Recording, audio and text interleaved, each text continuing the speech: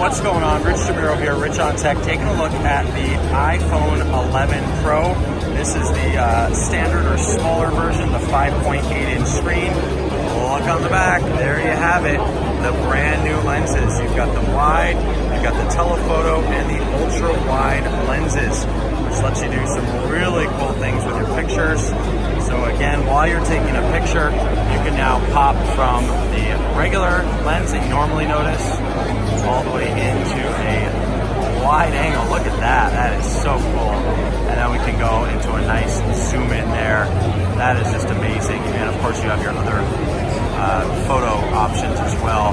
That is awesome. Look at that wide angle. That's going to afford you so many new ways to do things. Otherwise, just take a look at the sides. You've got the same buttons on the side. You've got the lightning connector on the bottom and the Siri button.